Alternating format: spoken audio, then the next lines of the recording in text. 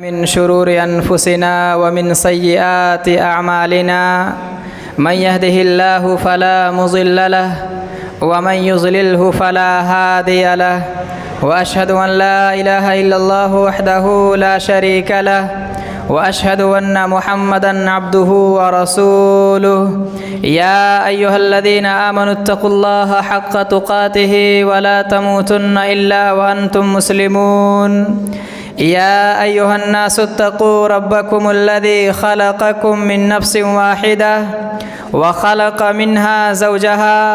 وبث منهما رجالا كثيرا ونساء واتقوا الله الذي تساءلون به والأرحام إن الله كان عليكم رقيبا يا أيها الذين آمنوا اتقوا الله وقولوا قولا سديدا يصلح لكم أعمالكم ويغفر لكم ذنوبكم ومن يطع الله ورسوله فقد فاز فوزا عظيما أما بعد فإن خير الحديث كتاب الله وخير الهدي هدي محمد صلى الله عليه وسلم وشر الأمور محدثاتها وكل محدثة بدعة وكل بدعة ضلالة وكل ضلالة في النار فأعوذ بالله السميع العليم من الشيطان الرجيم من همزه ونفخه ونفثه بسم الله الرحمن الرحيم قاف والقرآن المجيد بل عجبوا أن جاءهم منذر منهم فقال الكافرون هذا شيء عجيب أإذا متنا وكنا ترابا ذلك رجع بعيد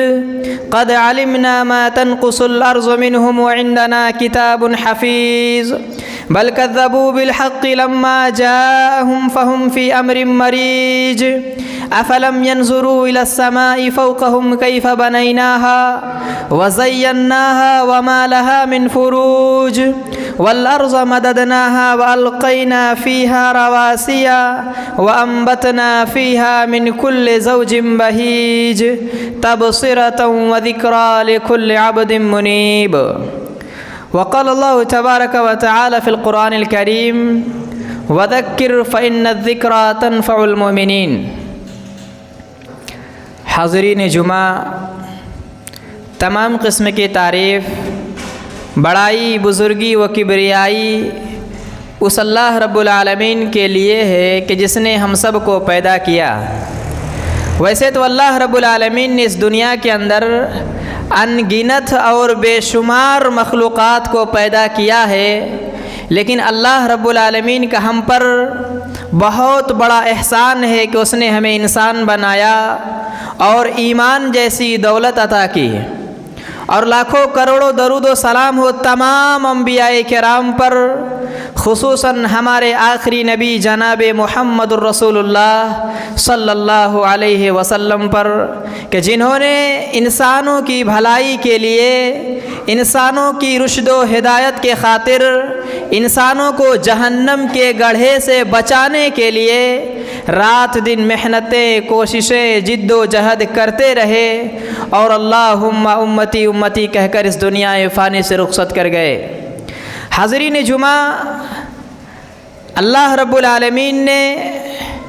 جہاں ہم دنیا انسانیت کو، یا جہاں دنیا کے تمام انسانوں کو زندگی گزارنے کے طریقہ، منہج، اصول بتایا، اسی کی تائید کرتے ہوئے اللہ کے رسول صلی اللہ علیہ وسلم نے بھی گاہے بگاہے، وقتاً بوقتاً صحابہ کرام کو نیکیوں پر ابھارتے اور غلط چیزوں پر تنبیہ کرتے۔ اگر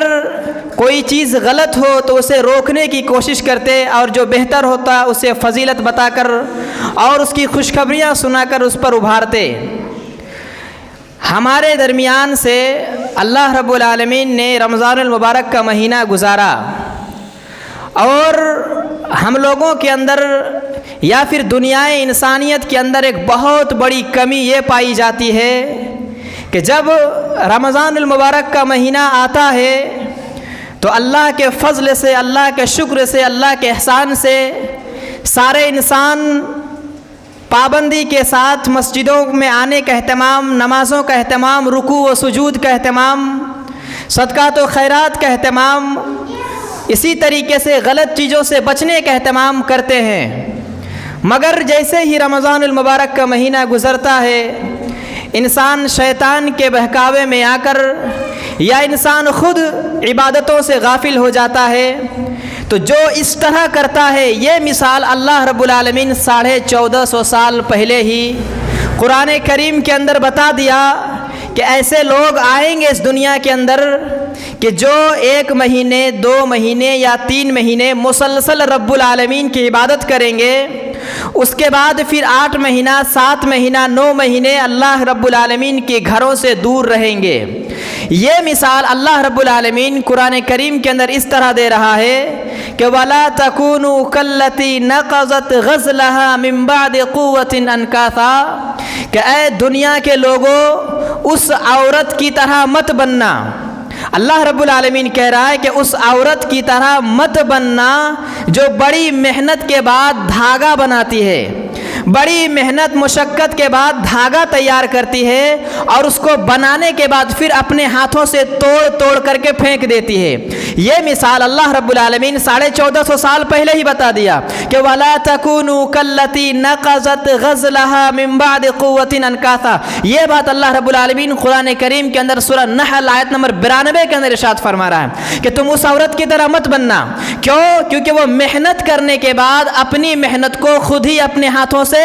برباد کر دیتی ہے، اپنی محنت کو خود مٹی میں ملا دیتی ہے، اپنی محنت کو خود ہی آگ لگا دیتی ہے۔ اس عورت کی طرح بننے سے منع کیا۔ اب اس کا مطلب کیا ہے؟ وہ 1 مہینہ 2 مہینہ 3 مہینہ مسلسل محنت کر کے دھاگا تیار کی، پھر اس کو توڑ دی تو پوری دنیا اس کو بیوقوف کہنے لگی۔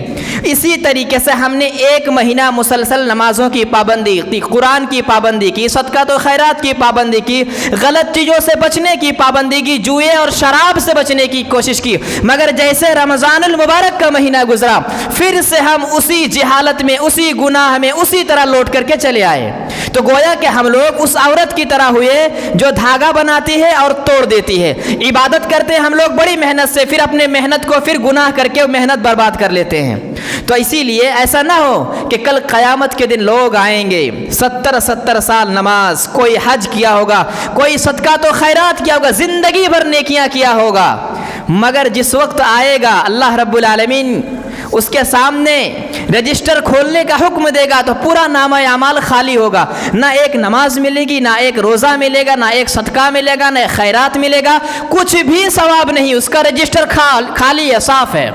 کیوں؟ کیونکہ ہم نے 1 مہینہ 2 مہینہ بھرپور عبادت تو کی، لیکن پھر اس کے بعد ہم لوگوں نے اللہ کے گھر سے ناتا توڑ لیا، اللہ کے گھر سے رشتے کو توڑ لیا، اسی طریقے سے حلال و حرام کی تمیز چھوڑ دی۔ تو یہ مثال اللہ رب العالمین صاف صاف کہہ دیا تاکہ اس طرح نہ بنو۔ تو ہم پر واجب ہے، ہم پر لازم ہے اہتمام کرنا۔ اللہ کے رسول نے کہا سب سے بہتر کام، سب سے اچھا کام وہ ہے جو کم کرو مگر ہمیشہ کرو۔ ایسا نہیں ہے کہ آپ نے اٹھا رات بھر تہجد پڑھی، 2 دن میں قرآن ختم کیا، پھر 12 مہینے کے لیے قرآن کو الماری میں سجا کر اسے غلاف میں ڈال کر رکھ دیا۔ ایسی ضرورت نہیں، آپ 2 ہی آیت پڑھیں، روز پڑھیں، آپ فرض نماز سنت نمازوں کا اہتمام کریں لیکن ہمیشہ پڑھیں۔ ایسا نہ ہو کہ آپ ایمان جگہ رات بھر تہجد پڑھی پھر اللہ کے گھروں سے 5 وقت غائب۔ تو ایسی چیزوں سے یہ عبادت انسان کے لیے فائدہ مند نہیں ہے، یہ عبادت انسان کے لیے بہتر نہیں ہے، کامیاب کرنے والی یہ عبادت نہیں ہے۔ لہٰذا ہمیں چاہیے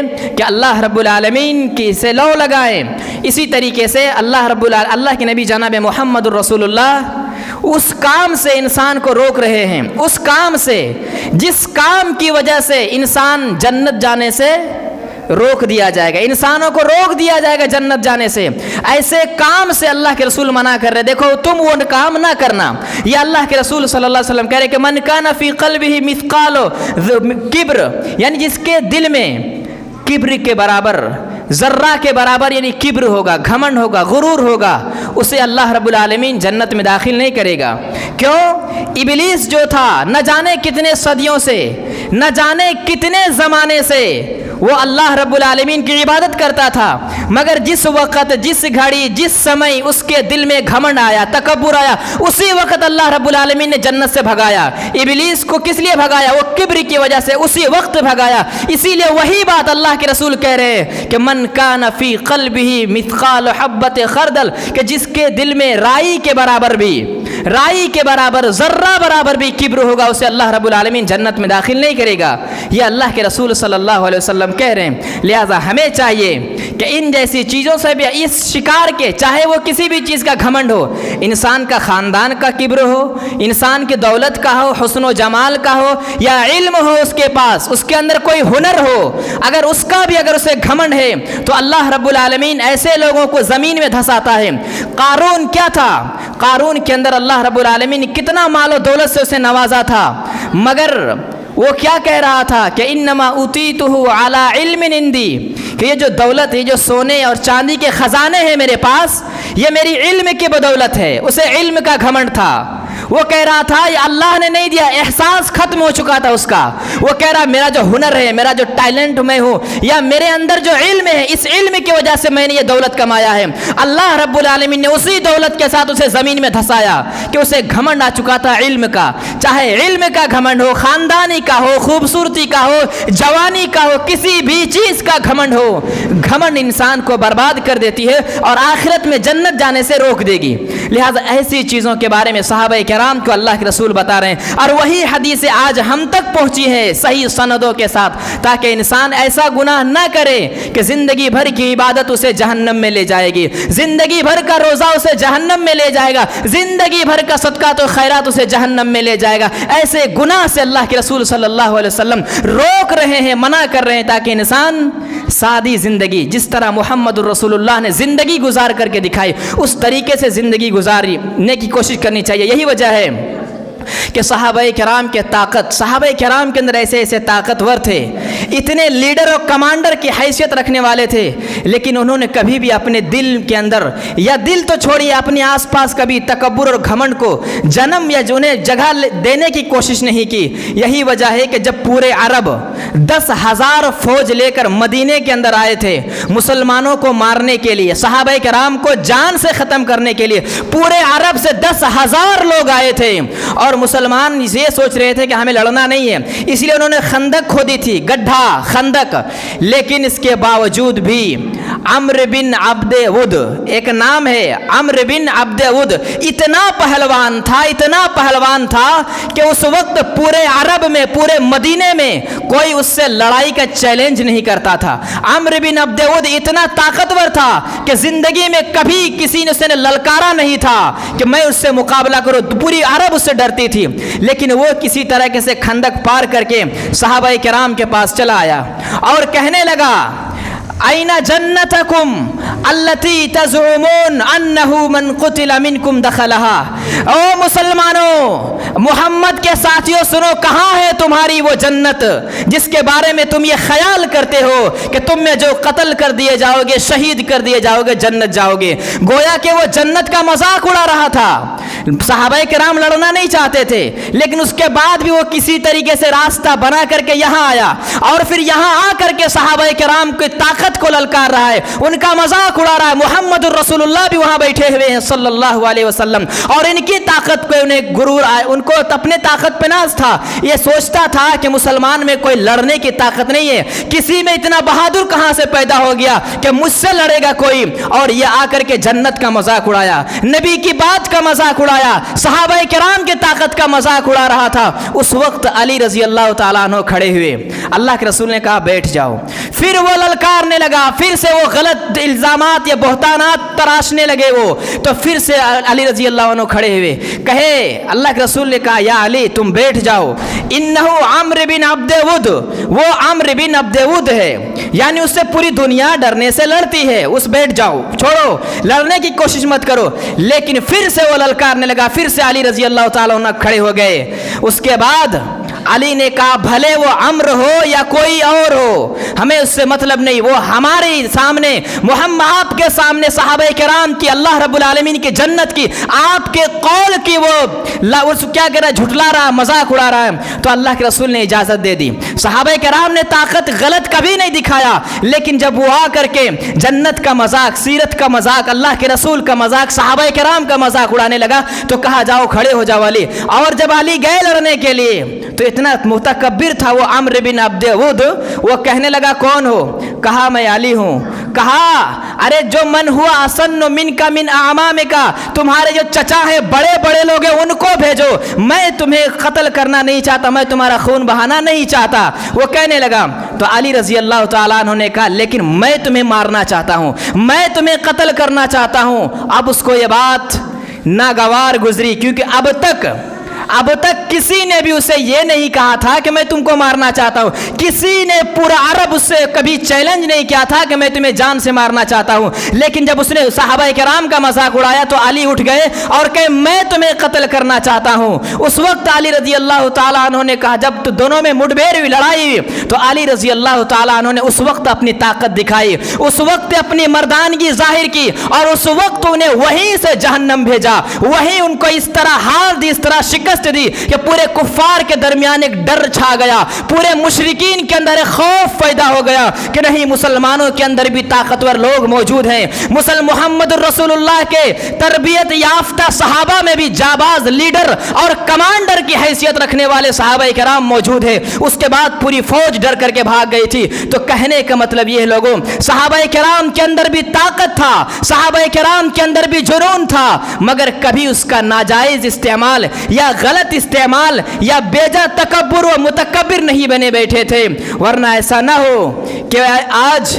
کچھ غرور کرنے کی وجہ سے، کچھ گھمنڈ کرنے کی وجہ سے اللہ رب العالمین نے کتنے لوگوں کو مچھڑ کے، ایک شداد جس نے جنت بنوائی، کہا اللہ رب العالمین نے کیا جنت بنائی، اس سے بہتر جنت میں بناؤں گا۔ اسی لیے کہا کہ کتنا معروف قصہ ہے شداد کا، روح جب اس کے تن سے نکالی گئی، مرتے وقت وہ لوگوں سے کہتا گیا ایسی جنت بنانے سے کیا فائدہ، وہ جنت اس کو کام نہ دی، اس کے جنت بنانے والے شیطان ساتھی اس کو کام نہیں دیے۔ یہ جو تکبر تھا، گھمنڈ تھا، رب العالمین سے چیلنج کرتا تھا، اللہ رب العالمین نے جنت دکھانے سے پہلے اسے موت دے دی، کہا کہ تو جنت دیکھ بھی نہیں سکتا، اور شداد کو وہی موت دی۔ فرعون نے خدائی کا دعویٰ کر بیٹھا، کہا جاتا ہے، مورخوں نے لکھا ہے کہ اسے کبھی زندگی میں بخار، طبیعت، سردی، کھانسی کچھ نہیں ہوا تھا، تو اس کے اندر وہ گھمنڈ آ گیا تھا کہ اللہ کون ہے، اللہ تو میں خود ہوں۔ وہ کہہ رہا تھا خدا میں خود ہوں، رب میں خود ہوں، انا ربکم الاعلی، میں سب سے بڑا رب ہوں۔ یہ فرعون نے کہا، جب خدائی کا دعویٰ کیا تو رب العالمین نے سمندر میں ڈبایا اور کہا قیامت تک کے لیے تمہیں عبرت بنا دوں گا، نشان بنا دوں گا۔ اور آج بھی فرعون کی لاش کو دیکھ کر لوگ عبرت حاصل کرتے ہیں، نصیحت حاصل کرتے ہیں کہ وہی فرعون تھا جو رب العالمین سے چیلنج کر رہا تھا، لیکن اللہ رب العالمین نے اسے سمندر میں ڈبایا۔ تو لہٰذا ایسا نہ ہو، اور کسی کو زمین میں دھسایا، کسی کو سمندر میں ڈبایا، تو کسی کو آج بھی زمین کے اوپر اللہ رب العالمین نے زندہ رکھا ہے، نشانی کے طور پر انہیں رکھا ہے، ان کے لاش کو باقی رکھا ہے۔ کس لیے؟ یہ وہ لوگ تھے جن کو گھمنڈ تھا اپنی خدائی کا، جن کو گھمنڈ تھا اپنی دولت کا، جن کو گھمنڈ تھا اپنے طاقت کا۔ یہ وہ لوگ تھے جنہیں آج بھی اللہ رب العالمین نشان کے طور پر برقرار رکھا ہے، قائم رکھا ہے، تاکہ دنیا ان سے نصیحت حاصل کرے۔ اور اللہ کے رسول کہہ رہے تم لوگ اس بیماری میں ملوث نہ ہونا، تم لوگ اس بیماری کے شکار نہ ہونا، ورنہ تمہیں جنت جانے سے روک دیا جائے گا۔ اور سب سے ناکام انسان ہے وہ انسان جو اللہ رب العالمین کی جنت سے محروم ہو گیا۔ لہٰذا لوگوں، ایسا نہ ہو کہ ہم وکیل بھی بن جائیں، ڈاکٹر بھی بن جائیں، انجینئر بھی بن جائیں، اور تاجر بھی، بڑے بڑے تاجر بھی بن جائیں، مگر رب العالمین کی دین سے بیزار ہوں۔ آپ کو بتاؤں، اللہ رب العالمین ہر ایسے انسان سے نفرت کرتا ہے، اللہ رب العالمین ہر ایسے انسان سے نفرت کرتا ہے جو دنیا کے معاملے میں بڑا ماہر ہو، دنیا کے معاملے میں، تجارت کے معاملے میں، وکالت کے معاملے میں، ڈاکٹریت کے معاملے میں، اور دنیا کے منصفانہ معاملے میں، ہر معاملے میں وہ ماہر ہو، مگر دین کے معاملے میں وہ 0% زیرو ہو، دین کے معاملے میں وہ مائنس میں نیچے چلا گیا ہو، وہ دین کے معاملے میں بالکل بودا ہو، دین کے معاملے میں وہ بالکل اندھا ہو، دین کے معاملے میں اسے کچھ بھی گیان کچھ بھی معلوم نہیں، تو ایسے انسان سے اللہ نفرت کرتا ہے، ایسے انسان سے اللہ نفرت کرتا ہے۔ آپ دنیا کے بڑے بہترین ماہر لوگ ہیں، آپ کو مسٹر، آپ کو دادا، آپ کو بڑے بھائی کہہ کے بلایا جاتا ہو، مگر دین کے معاملے میں آپ بالکل خالی ہیں، تو کیا فائدہ لوگوں؟ اتنا دین ہم پر حاصل کرنا واجب ہے، اتنا دین ہم پر حاصل کرنا واجب ہے جتنا ہمارا زندگی گزارنے کا طریقہ ہو۔ مطلب ہم 5 وقت کی نماز پڑھتے ہیں، 5 وقت میں نمازوں میں کون کون سی دعاؤں پڑھی جاتی ہے، اس دعا کا جاننا ہم پر واجب ہے، لازم ہے، ضروری ہے۔ محمد الرسول اللہ پر کس طریقے سے درود بھیجی جاتی ہے وہ سیکھنا واجب ہے۔ جنازہ اپنے باپ کا اگر وہاں رکھا ہوا ہو اور پیچھے وکیل بیٹا ہو، ڈاکٹر بیٹا ہو، ماسٹر بیٹا ہو، کسی بیٹے کو باپ کے جنازے کے پڑھنے کی دعا یاد نہیں ہے، تو اس کا سوال ہوگا کہ اگر تمہیں اللہ رب العالمین نے سارے ہنر سیکھنے کا موقع دیا، کیا تم نے کبھی دین کو حاصل کرنے کی کوشش نہ کی؟ کیا تمہیں کبھی بھی اللہ رب العالمین کی شریعت کو جاننے کی جستجو نہیں کی؟ یہ اللہ رب العالمین سوال کرے گا۔ اور افسوس ہوتا ہے کہ کسی باپ کے 10 بیٹے، کسی باپ کے 12 بیٹے، لیکن سارے بیٹے دنیا کے معاملے میں بڑے ماہر ہیں، بڑے پیسے والے، بڑے دولت والے، بڑے ڈگریاں والے ہیں، بڑے نام والے ہیں، مگر جب باپ کا جنازہ ہو تو سارے بیٹے جس طریقے سے کھڑا رہتے ہیں مورتیوں کی طرح اسی طرح کھڑے رہتے ہیں، دعا تک یاد نہیں۔ کم سے کم جنازے کی دعا، نماز کی دعا، اپنے اصول زندگی میں جو اگر پریشانی آئے تو اس پریشانی کو دور کرنے کے لیے کون سی دعا پڑھی جاتی ہے، یہ طریقہ، اتنا علم ہر مسلمان پر واجب ہے، لازم ہے، ضروری ہے۔ اس کا سوال ہوگا، آپ ضروری نہیں آپ محدث بنے، آپ مفتی بنے، آپ بہت بڑے دنیا کے عالم دین بنے، مگر اتنا آپ پر واجب ہے کہ آپ نماز صحیح طریقے سے پڑھ سکے، اتنا واجب ہے کہ اپنے باپ کا جنازے کا جو دعا ہے وہ دعا آپ پڑھ سکے، ماں کا جنازہ ہو پیچھے اگر بیٹا ہو تو دعا یاد ہونی چاہیے، قبر میں کس طرح اتارا جائے طریقہ معلوم ہونا چاہیے، اتنا طریقہ سب پر واجب ہے، اس سے کسی کو چھٹکارا نہیں ہے۔ لہذا ہمیں چاہیے کہ ان تمام چیزوں پر غور و فکر کرنی چاہیے، جستجو کرنی چاہیے، کوشش کرنی چاہیے، ورنہ اللہ رب العالمین کہہ رہا ہے اولئک کالانعام، ایسے لوگ جو شریعت کو جاننے کی کوشش نہیں کرتے،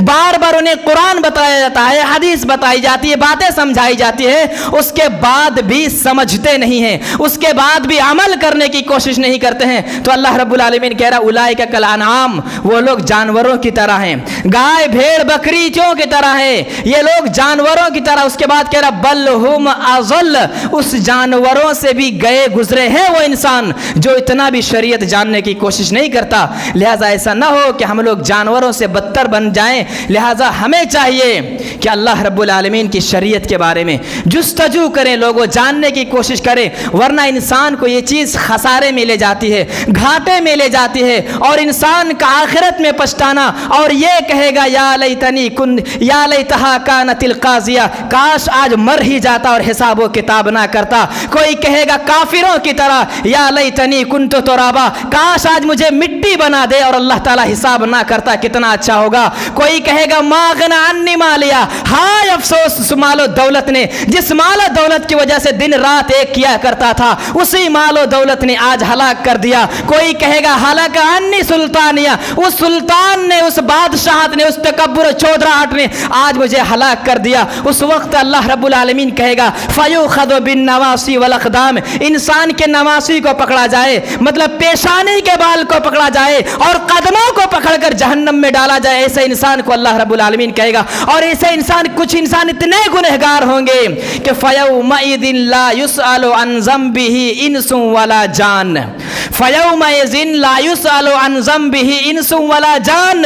کچھ انسان اور جنات اتنے بڑے گنہگار ہوں گے کہ اللہ پوچھے گا بھی نہیں کہ اس کا گناہ کتنا ہے، نیکی کتنا ہے، یہ تو چھوڑیے، پوچھے گا ہی نہیں، اس دن سوال ہی نہیں ہوگا۔ اتنے بڑے گنہگار ہیں کہ انہیں ایسے ہی جہنم میں پھینکاؤ، ان کو کوئی ضرورت نہیں، کھڑا کرنے کی کوئی ضرورت نہیں ہے، حساب و کتاب لینے کی کوئی ضرورت نہیں، ایسے انسان کو یہیں سے انہیں جہنم میں پھینک کر کے چلے آؤ۔ ایسا نہ ہو کہ ہم لوگ اس انسان میں ہمارا نام آ جائے۔ اللہ رب العالمین بچائے ہمیں، اس انسان میں شریک ہونے سے بچائے۔ لوگوں ہمیں چاہیے کہ ہمیں اپنے گناہوں سے توبہ و استغفار کی کوشش کرنی چاہیے۔ چاہیے, اپنے گناہوں پر آنسو بہانے چاہیے, شرمندگی کا احساس ہونی چاہیے, اپنے گناہوں پر پچھتاوا ہونا چاہیے. ایک سچا انسان وہی ہے. انسان سے تو غلطی ہوتی ہے, اللہ کے رسول کی حدیث ہے کل بنی آدم خطاؤن, ہر انسان آدم کا ہر بیٹا گنہگار ہے, خطا کار ہے, سیاہ کار ہے, مگر سب سے بہتر گنہگار وہ ہے جس سے گناہ ہو جائے پھر گناہ کے بعد توبہ کر لے,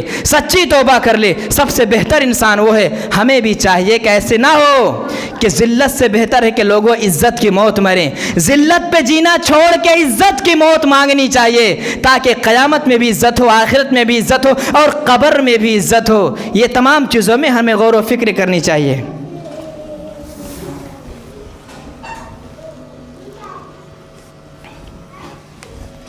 حاضرین جمعہ, ان تمام احادیث قرآنی آیات کو بتانے کا مقصد صرف یہی ہے کہ اللہ رب العالمین کل قیامت کے دن ایک سوال سارے انسانوں سے کرے گا کہ یا ایھا الانسان ما غرک بربک الکریم, کیا انسان تجھے تیرے کریم رب سے, تیرا رب اتنا بڑا کریم ہے کہ زندگی کے سارے گناہوں کو چھپا کے رکھا تھا, اس کریم رب سے ما غرک بربک الکریم, کون سی چیز تمہیں دھوکے میں ڈالی ہوئی تھی, کون سی ایسی طاقت, کون سی ایسی خوشنودی, کون سی ایسی چیز تھی جو اللہ کے ذکر سے, اللہ کے گھر سے, اللہ کی عبادت سے, تیرے رب کریم سے تجھے دھوکے میں ڈالی ہوئی تھی, دور کی ہوئی تھی. یہ اللہ رب العالمین کل قیامت کے دن سوال کرے گا. تو اس سوال سے بچنے کے لیے ہمیں چاہیے کہ توبہ استغفار کرنی چاہیے تاکہ جہاں کل قیامت کے دن بہت سے لوگ دھاڑے ماریں گے, چیخیں ماریں گے اور ہر طرح کے لوگ وہاں موجود رہیں گے, اس وقت ایسا نہ ہو کہ ہم بھی انہی لوگوں میں شامل ہو جائیں, شریک ہو جائیں اور پچھتاوے کے شکار ہو جائیں. لہٰذا ہمیں چاہیے کہ شریعت کو سمجھنے کی کوشش کرنی چاہیے. اور یہ شوال کا مہینہ ہے, یہ شوال کا جو مہینہ ہے اس میں مدرسے, اسکول, تعلیم کی اکثر جگہیں کھلتی ہیں. اپنے بچوں کو دین کی تعلیم دینی چاہیے. آپ اپنے بچوں کو چاند پر پہنچائیں, رب العالمین منع نہیں کرتا ہے, لیکن سب سے پہلے دین کی تعلیم دیں, سب سے پہلے قرآن کی تعلیم دیں. آپ ڈاکٹر بنائیں, ماسٹر بنائیں, انجینئر بنائیں, وکیل بنائیں, دنیا کا بڑا تاجر بنائیں, مگر پہلے دیندار بھی بنائیں. انہیں قرآن و حدیث کی تعلیم دیں تاکہ سمجھیں کہ ماں کیا چیز ہوتی ہے, باپ کیا چیز ہوتا ہے, تاکہ وہ آپ کی عزت کریں گے, سماج کی عزت کریں گے. یہ ساری چیزوں کے پھر ہم دھیان دینا چاہیے. اور یہ شوال کا مہینہ ہے, اگر جو لوگ رمضان کا پورا روزہ رکھے ہیں یا جو بیمار تھے نہیں رکھے ہیں وہ بعد میں رکھ لیں گے. اللہ کے رسول نے کہا کہ من صام رمضان, کہ جو رمضان کے روزے رکھتا ہے, ثم اتبعہ ستا من شوال, پھر رمضان کے بعد شوال کے مہینے میں 6 روزے رکھتا ہے, کانا کا صیام الدہر, گویا کہ وہ پورا سال روزہ رکھتا ہے. 6 دن گنتی میں ہے لیکن ثواب میں پورے سال کا ثواب ہے. اگر اس مہینے میں, یہ شوال کا مہینہ ہے, اگر اس مہینے میں کوئی 6 روزہ رکھتا ہے, ضروری نہیں لگاتار رکھیں, ایک دن آج رکھیں, پھر 2 دن بعد ایک رکھیں, پھر 3 دن بعد رکھیں, جیسا موسم آپ اس طرح سے رکھ سکتے ہیں. مگر جو اس مہینے میں 6 روزہ رکھتا ہے, اللہ رب العالمین پورے سال کا اسے حساب, اس ثواب دے گا. اور ایک روزے کا ثواب کتنا ہے یہ اللہ نے بھی نہیں بتایا ہے. روزہ ایک ایسی نیکی ہے جس نیکی کو اللہ نے چھپا کے رکھا ہے. دنیا کی ساری نیکیاں ظاہر ہیں, بظاہر سب معلوم ہے کتنا نیکی ہے, کیوں, لیکن روزہ کا ثواب اللہ رب العالمین نے چھپا کے رکھا ہے. کہا کل قیامت کے دن میں دوں گا, کتنا دوں گا صرف اللہ جانتا ہے. نہ تو نبی جانتے ہیں, نہ فرشتے جانتے ہیں, نہ جبریل جانتے ہیں, نہ دنیا کا کوئی ولی اور یا اولیاء کوئی نہیں جانتا. لہذا ہمیں چاہیے کہ شوال کے 6 روزہ جو ہے اس میں پابندی کرنی چاہیے اور اپنے گناہوں پر شرمندگی کرنی چاہیے اور شریعت کے بارے میں تھوڑی سی اپنی عقل کو اس میں جگہ دینی چاہیے اور اللہ رب العالمین سے حلال و حرام کی تمیز کی توفیق مانگنی چاہیے تاکہ ہم صحیح طریقے سے زندگی گزاریں. آخر میں اللہ رب العالمین سے دعا ہے کہ بار الہ ہمیں صحیح طریقے سے زندگی گزارنے کی توفیق دے, حلال و حرام کے درمیان فرق کرنے کی توفیق دے. بار الہ ہمیں جتنے بھی گناہ مولا ہوئے ان گناہ کو تو معاف کرنے کی, ہمیں جتنے بھی گناہ انہیں صاف کرنے کی اور دنیا کے سماج سے ہمیں بچنے کی توفیق دے. آمین. تقبل یا رب العالمین. قوموا للصلاۃ.